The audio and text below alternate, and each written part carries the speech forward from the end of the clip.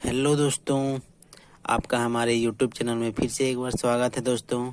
तो दोस्तों, जिसका हमें इंतज़ार था वो घड़ी आ ही गई है और वो पल भी आ गया है। तो आ गया है अब बिहार एसआई यानी कि बिहार पुलिस दरोगा। तो उसका नोटिफिकेशन आ गया है।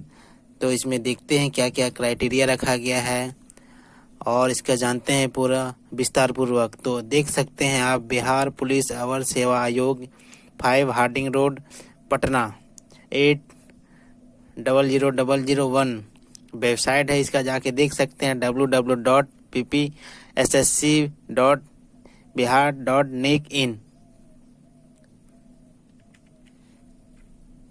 यहाँ देखिए बोल रहा है कि विज्ञापन संख्या 2/2023। यहाँ देखते हैं दोस्तों, हम लोग जो जरूरी पॉइंट है उसको देखेंगे, बाकी छोड़ते हुए चलेंगे। तो बिहार सरकार गृह विभाग आरक्षी शाखा में पुलिस अवर निरीक्षक के पद पर अधिसूचित रिक्तियों की संख्या निम्न प्रकार है। तो यहाँ देखिए कितना रिक्त है। क्रम संख्या 1 पुलिस अवर निरीक्षक यानी कि पुलिस सब इंस्पेक्टर। जो वेतन रहेगा वहाँ लेवल 6 के अनुसार रहेगा और यहाँ पे जो सीट है वो 1275 है। तो बहुत सीट है। क्या क्या है इसके नीचे और क्या क्या क्राइटेरिया रखा गया है। इन पदों पर नियुक्ति हेतु प्रतियोगिता परीक्षा आयोजित की जाएगी। इसके लिए विज्ञापन संख्या 2/2023 यहाँ जारी किया जा रहा है। ऑनलाइन आवेदन पत्र भरने की प्रक्रिया 5 अक्टूबर 2023 से प्रारंभ हो जाएगी। तो दोस्तों, लेट नहीं करना है, जैसे ही स्टार्टिंग होता है तुरंत भर लेना है। दूसरा नंबर पे दिया हुआ है कि उच्च पदों पर चयन के लिए बिहार पुलिस अवर सेवा आयोग द्वारा अभ्यर्थियों से ऑनलाइन आवेदन पत्र ही प्राप्त किया जाएगा। एक अभ्यर्थी द्वारा मात्र एक ही ऑनलाइन पत्र भरा जा सकता है। तो इसको यदि आप 2 बार इसको भरने का प्रयास करते हैं तो आपका जो फॉर्म है वो रद्द भी किया जा सकता है।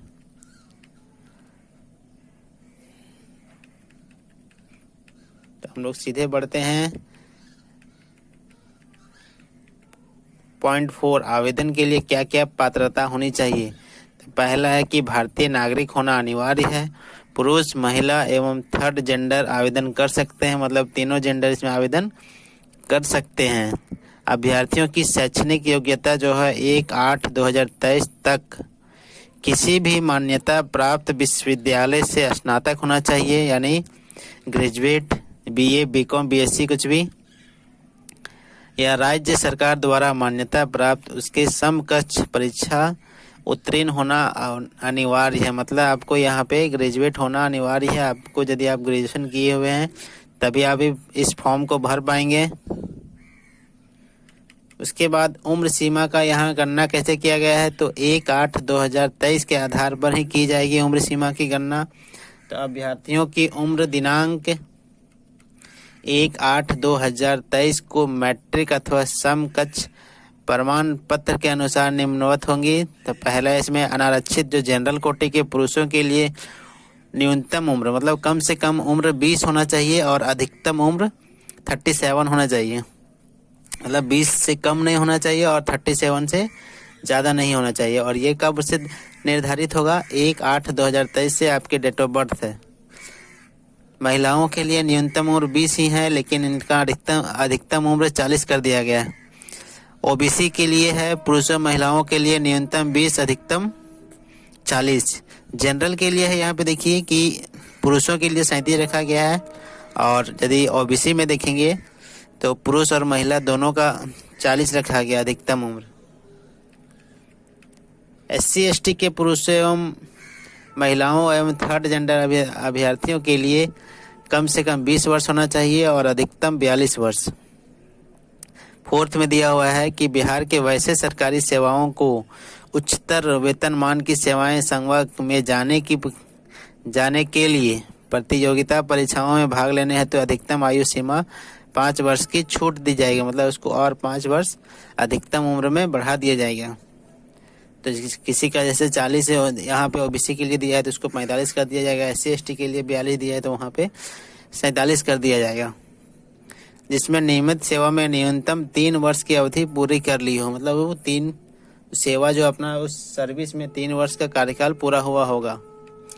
आज सैनिक पदों पर नियुक्ति हेतु भूतपूर्व जो रिटायर्ड सैनिक है की अधिकतम आयु 3 वर्ष तथा प्रतिरक्षा सेवाओं में बिताई गई सेवा अवधि के योग के समतुल्य रियायत दी जाएगी, बशर्ते कि उनकी वास्तविक उम्र कटअप तिथि को 57 वर्ष से अधिक नहीं होगा। 57 वर्ष से अधिक होगा तो उन लोगों को कोई छूट नहीं दिया जाएगा, 57 वर्ष से कम होगा तो उन लोगों को छूट दिया जाएगा।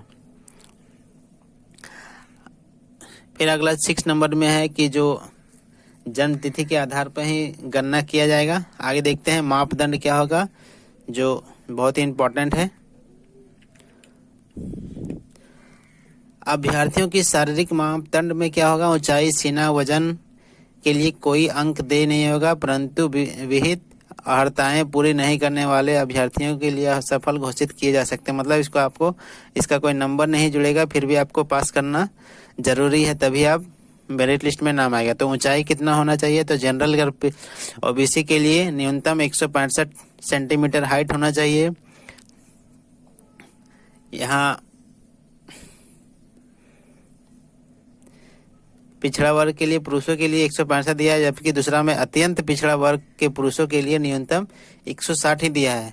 अनुसूचित जाति और जनजाति के पुरुषों के लिए 160 सेंटीमीटर, जबकि सभी वर्ग की महिलाओं के लिए 155 सेंटीमीटर ही हाइट होगा तो चलेगा।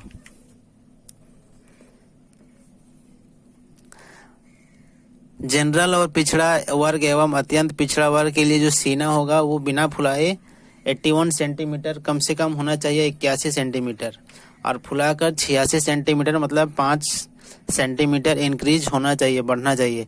यहाँ लिखा है फुलाने के बाद सीना कम से कम 5 सेंटीमीटर का अंतर होना चाहिए। मतलब ये बोल रहा है कि आपका यदि बिना फुलाए सीना 85 भी हो जाता है तो फुलाकर उसको फिर 90 चाहिए, क्योंकि जो भी आपका जब बिना फुलाए और फुलाए में 5 का अंतर होना चाहिए। आपका 81 आ रहा है तो फुलाकर 86 होना चाहिए, 90 आ रहा है तो आपको फुलाकर 95 होना चाहिए, और यदि 87 आ रहा है तो बिना फुलाए तो फुला के आपको 92 होना चाहिए। मतलब 5 का अंतर होना चाहिए बिना फुलाए और फुलाने के बाद। अगला बोल रहा है अनुसूचित जाति जनजाति के पुरुषों के लिए बिना फुलाए 79 और फुलाकर 84 सेंटीमीटर, यहाँ भी 5 का अंतर होना चाहिए। महिलाओं के लिए सीना नहीं नापी जाएगी, वजन होना चाहिए। सभी वर्ग की महिलाओं उम्मीदवारों के लिए न्यूनतम वजन 48 किलो होना चाहिए, उससे कम है तो वो असफल घोषित किए जाएंगे। किन्नर, कोथी, हिजड़ा, ट्रांसजेंडर अर्थात थर्ड जेंडर अभ्यर्थियों के लिए शारीरिक मापदंड, शारीरिक दक्षता का मापदंड पिछड़े वर्ग की महिला अभ्यर्थियों के समान ही होंगी। मतलब जो पहले पिछड़ा वर्ग का होगा वही थर्ड जेंडर के लिए भी लागू होगा। नियुक्ति की प्रक्रिया क्या होगी, तो आ नंबर में लिखित परीक्षा होगी। तो आवेदन पत्रों के संग्रहण के उपरांत आवेदन पत्रों की समीक्षा की जाएगी। जिन अभ्यर्थियों का आवेदन पत्र सही पाए जाएंगे उसके लिए लिखित परीक्षा का आयोजन किया जाएगा। लिखित परीक्षा 2 चरणों में होगी, प्रारंभिक और मुख्य परीक्षा। लिखित परीक्षा में के सभी पत्र बहुविकल्पीय प्रश्नों पर आधारित होंगे, मतलब ऑब्जेक्टिव क्वेश्चन होंगे। तो प्रथम चरण प्रारंभिक परीक्षा में 200 अंकों का एक पत्र होगा, जिसमें प्रश्नों की संख्या 100 होगी, मतलब प्रत्येक प्रश्न 2 नंबर का होगा। परीक्षा की अवधि 2 घंटे रखा गया है टाइम, और इसमें 30% से कम अंक प्राप्त करने वाले अभ्यर्थी मुख्य परीक्षा के लिए असफल घोषित किए जाएंगे। मतलब जो 30% से कम मार्क्स आएगा उसको अगला कॉपी जांच ही नहीं होगा, वहीं पे फेल कर दिए जाएंगे। और 30% ज़्यादा नंबर आता है तभी सेकेंड पेपर यानी मेंस का पेपर जांच होगा, तो नहीं जांच होगा। प्रारंभिक परीक्षा में प्राप्त अंकों के आधार पर रिक्तियों के 20 गुना लिए जाएंगे, मतलब 1275 का 20 गुना पास होगा पीटी में प्रारंभिक परीक्षा में।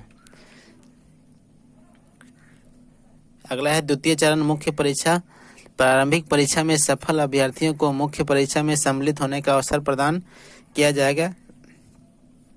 मुख्य परीक्षा में 2 पत्र होंगे, मतलब जब आप प्रारंभिक परीक्षा पास कीजिएगा तभी आप मेंस में बैठने के लिए हकदार होइएगा।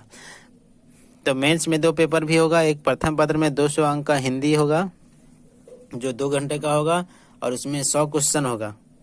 मतलब इसमें भी आपको एक क्वेश्चन 2 नंबर का होगा, इसमें भी 30% से अधिक मार्क्स लाना है। कम लाएं तो अयोग्य घोषित कर दिए जाएंगे।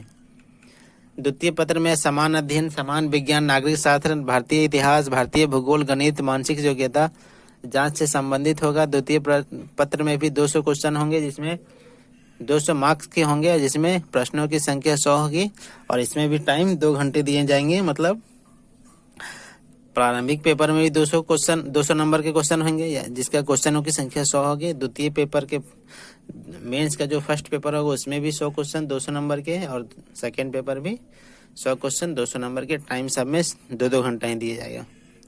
अब देखिए कि दोनों चरणों की परीक्षा में गलत उत्तर के लिए 0.2 अंक काटे जाएंगे। मतलब 5 क्वेश्चन गलत तो एक सही क्वेश्चन आपका बेकार हो जाएगा।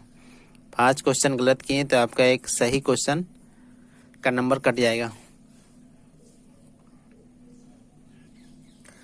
दोस्तों समझ ही गए होंगे कि ये जो 4th नंबर पॉइंट है वो क्या बोलना चाह रहा है कि आपका यदि 5 क्वेश्चन आप यदि गलत करते हैं तो आपका एक सही क्वेश्चन का नंबर कट जाएगा। तो 20% नंबर काटे जाएंगे एक गलत उत्तर पर। उसके बाद भी आते हैं तृतीय चरण, शारीरिक दक्षता, शारीरिक योग्यता एवं दक्षता परीक्षा। इसमें निम्नांकित शारीरिक योग्यता दक्षता परीक्षा में अभ्यर्थियों को सफल होना अनिवार्य है। तो इसमें पहला आ जाता है दौड़। तो सभी कोटि के पुरुषों के लिए 1 मील दौड़ना है, मतलब 1.6 किलोमीटर आपको दौड़ना है 6.5 मिनट में। अधिक समय लेने पर आपको फेल कर दिया जाएगा और निकाल दिया जाएगा। जबकि महिलाओं के लिए है 1 किलोमीटर दौड़ना है 6 मिनट में। फिर आपको हाई जंप करना है, पुरुषों के लिए 4 फीट है न्यूनतम। 4 फीट से कम कूदने वाले पुरुष अभ्यर्थियों को असफल मतलब फेल कर दी जाएंगे। और 3 महिलाओं के लिए है 3 फीट हाई जंप करना है, ऊंची कूद। उसके बाद लॉन्ग जंप है पुरुषों के लिए 12 फीट है पुरुषों के लिए, और महिलाओं के लिए है 9 फीट। गोला फेंक है आपको 16 पाउंड का गोला फेंकना है, कहाँ तक? 16 फीट तक, ठीक है। जबकि महिलाओं के लिए ये होगा 10 फीट और 12 पाउंड का होगा।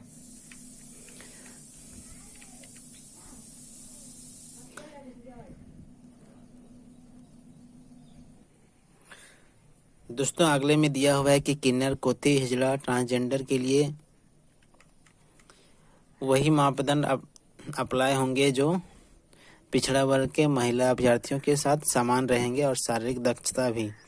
तो अगला 6 नंबर में है कि नियुक्ति की अनुशंसा कैसे होगी। तो उपरोक्त पदों पर नियुक्ति हेतु चयन के लिए अंतिम रूप से सफल अभ्यर्थियों की मेधा सूची मुख्य लिखित परीक्षा में प्राप्त अंकों के आधार पर ही मेधा क्रमानुसार आरक्षण कोटिवार तैयार। मतलब आपको ये जो मुख्य परीक्षा होगी, मेंस का एग्जाम होगा, तो उसी के आधार पर, उसी पे लाए नंबर के आधार पर ही आपका मेरिट लिस्ट बनेगा। और उसमें फिर जो जाति है उसमें जाति के आधार को भी रखा जाएगा उसमें, कि मेरिट लिस्ट में आरक्षण को भी उसमें ध्यान रखा जाएगा, और परीक्षा को भी ध्यान रखा जाएगा। कौन सी परीक्षा? मुख्य परीक्षा, ठीक है, मेंस का। फिर आगे दिया हुआ है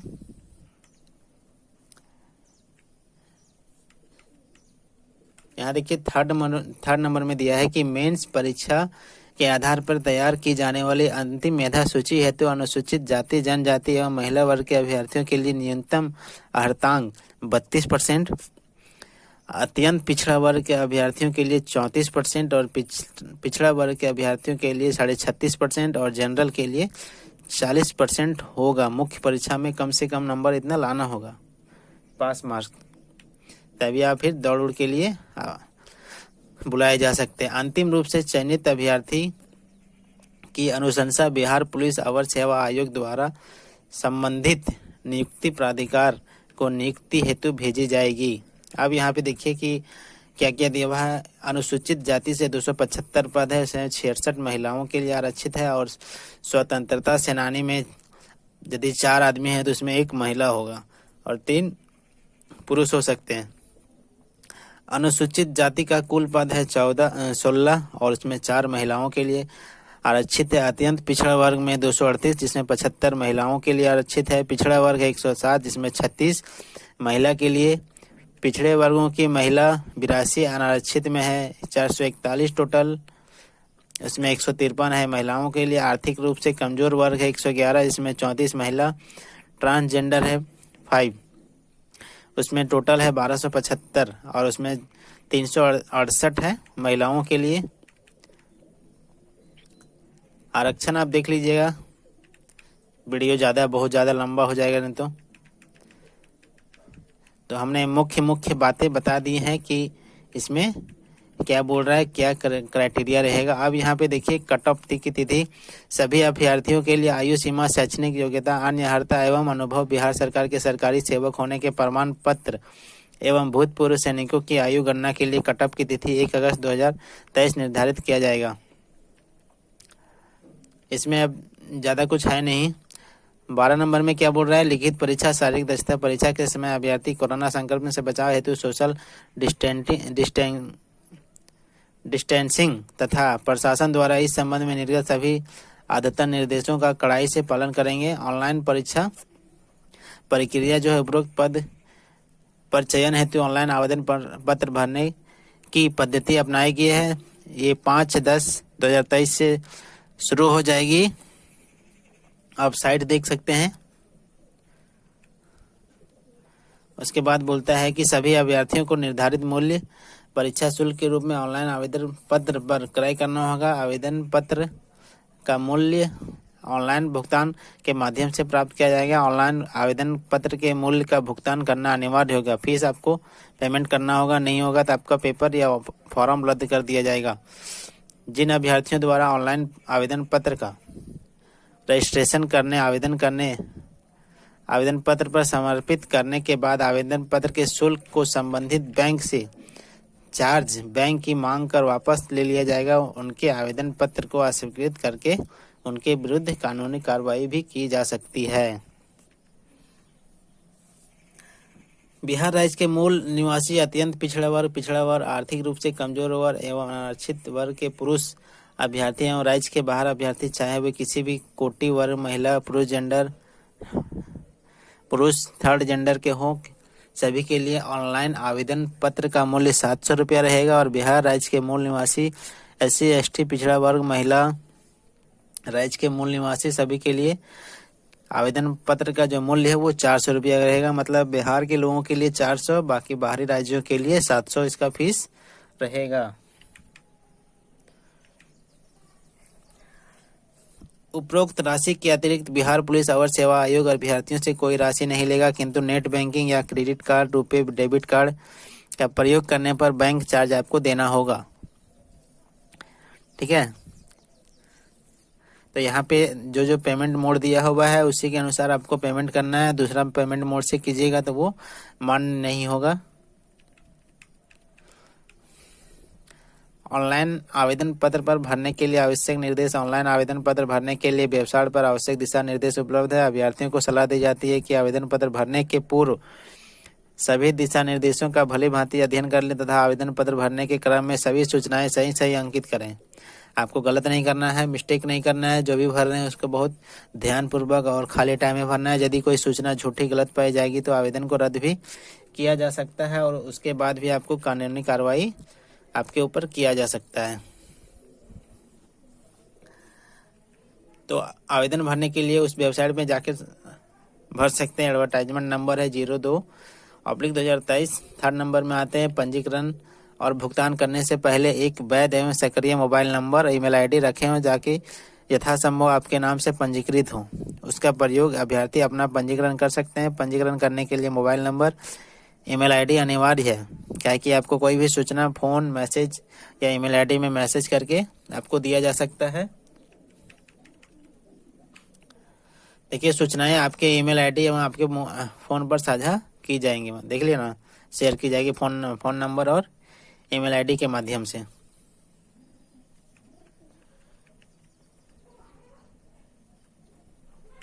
बाकी उसमें इसके बाद इसके कुछ है नहीं दोस्तों।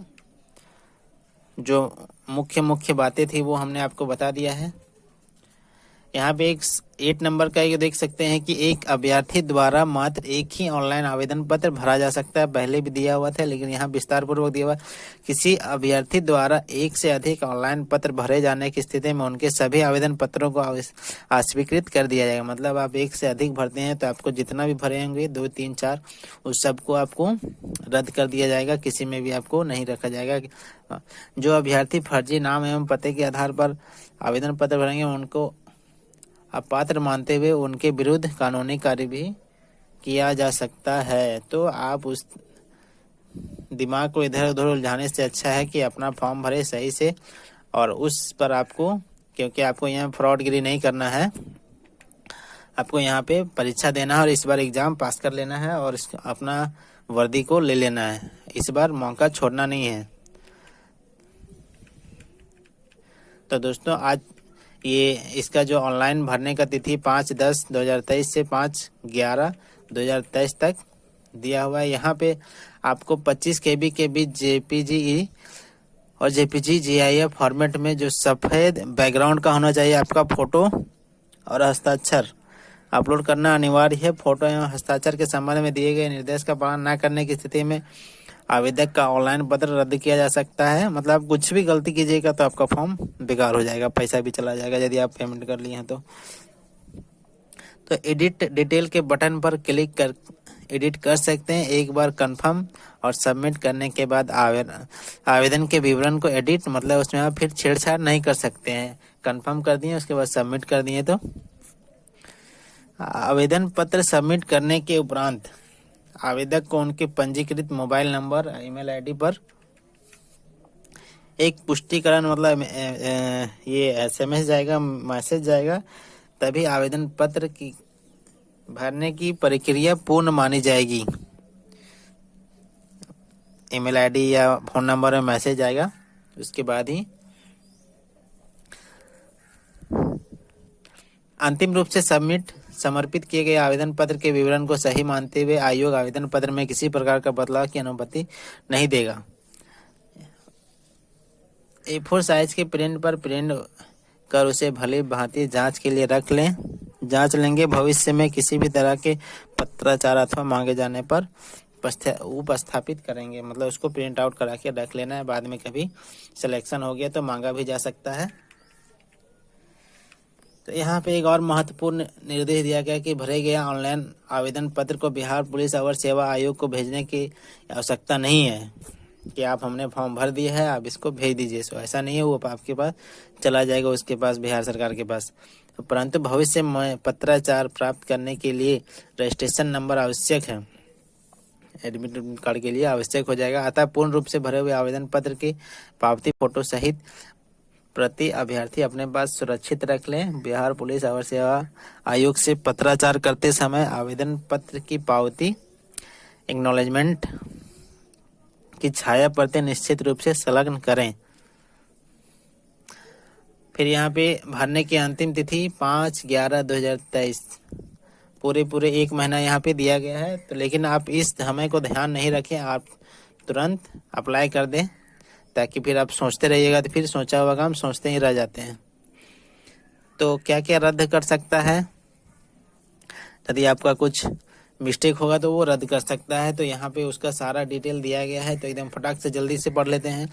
आवेदन पत्र का प्रथम भाग भरा जाना है, परंतु द्वितीय भाग को भर कर सबमिट ना करना, तो उसमें भी बेकार हो जाएगा आपका फॉर्म। आवेदक द्वारा फोटो हस्ताक्षर अपलोड ना किया जाना, किसी अन्य व्यक्ति का या अन्य का फोटो हस्ताक्षर अपलोड किया जाना, आवेदक मूल्य का ऑनलाइन भुगतान ना किया जाना, भुगतान के पश्चात राशि को पुनः बैंक से चार्ज बैक के रूप में प्राप्त कर लेना, आवेदन में गलत सूचना दिया जाना, गलत आरक्षण कोटि का भरा जाना अथवा अनारक्षित कोटि से संबंध रखने वाले आवेदक द्वारा किसी आरक्षण कोटि का दावा किया जाना।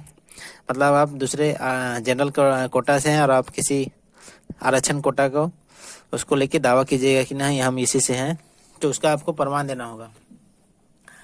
आवेदन में दी गई सूचनाओं का दस्तावेज सत्यापन में गलत पाया जाना, आवेदक में जन्म तिथि गलत अंकित किया जाना, आवेदन में गलत लिंग अंकित करना, आवेदक का उम्मीदवार या उम्मीदवारी का पात्रता पूर्ण न करने जैसे विनिर्दिष्ट तिथि का निर्धारित उम्र सीमा से बाहर का होना, कटअप की तिथि, शैक्षणिक योग्यता धारण न करना तथा भारत का नागरिक न होना।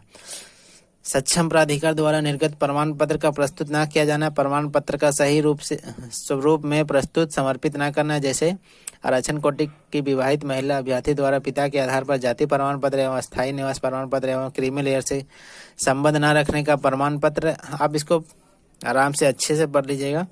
इसमें आपको मतलब एक सीधा सीधे जान लीजिए कि आप ना ही किसी दूसरे का फोटो अपलोड कीजिएगा, ना दूसरे की जानकारी, ना गलत डेट ऑफ बर्थ। फिर आप जिस कोटि में आते हैं वही भरना है, ये नहीं कि हम आरक्षण पाने के लिए कुछ भी भर देंगे। बाकी ये खत्म हो गया, देख सकते हैं ये लास्ट पेज ही था। टोटल इसमें 15 पेज है। तो आप समझ ही गए होंगे कि किसके क्या क्या क्राइटेरिया है। आप इसको अच्छे से दिमाग में रख करके तो ताकि कोई गलती ना हो, और इसमें क्या क्या जो शारीरिक दक्षता मानेगी उसके लिए आप अभी से ही तैयारी करने में जुड़ जाएं, ताकि आप एग्जाम और शारीरिक दक्षता सभी को पास कर जाएं। किसी में असफल होने पर आपको अयोग्य घोषित करके निकाल दिया जाएगा। तो दोस्तों आज के लिए इतना ही। थैंक यू, धन्यवाद।